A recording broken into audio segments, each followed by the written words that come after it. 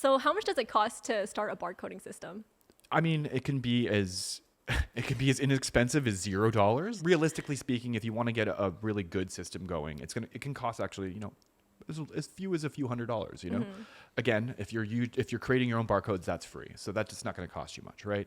If you're buying your own barcodes, depending on how many you're buying, it's going to cost a little bit. You can do just your phone for a scanner, or you can get like a USB scanner. Those can, you can get one on Amazon for as low as like $40. Like they're really, really cheap. Printer, you can use your OfficeJet printer, or if you wanted to invest in a label printer, you can get one of those. A few $100 will get you a pretty decent one, of course.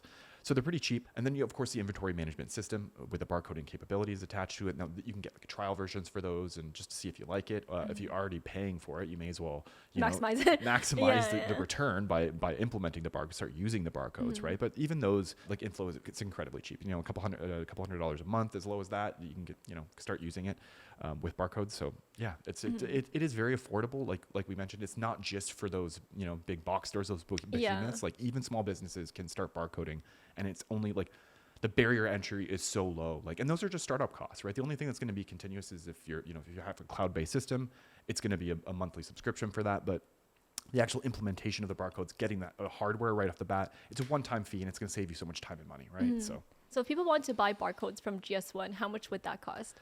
So like I mentioned, it does vary depending on how much you want. In the past, the barrier of entry was a lot higher because you needed to get at least 10, right? So then you had to pay the $250 for the 10 plus the $50 renewal fee. So you have a $300 barrier of entry just for 10 barcodes.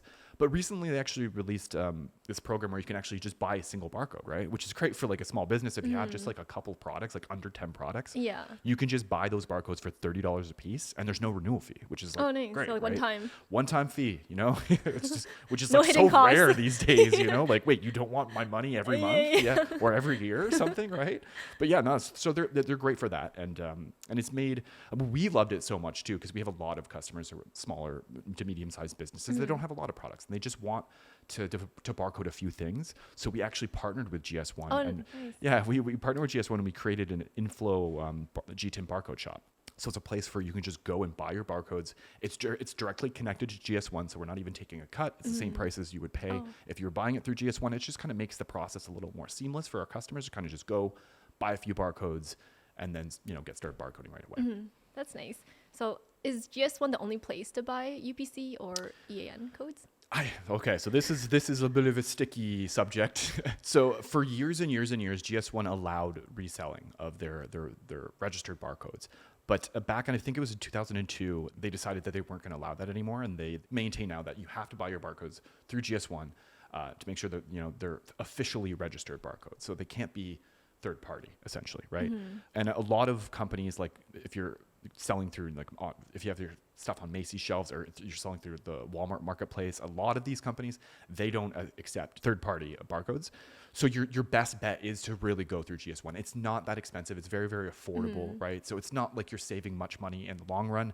And it gives you that like peace of mind, I suppose, because we don't know what's going to happen in the future, right? We don't know how strict they're going to get on these barcodes. I know even some marketplaces, I think like Amazon is like cracking down on them as well.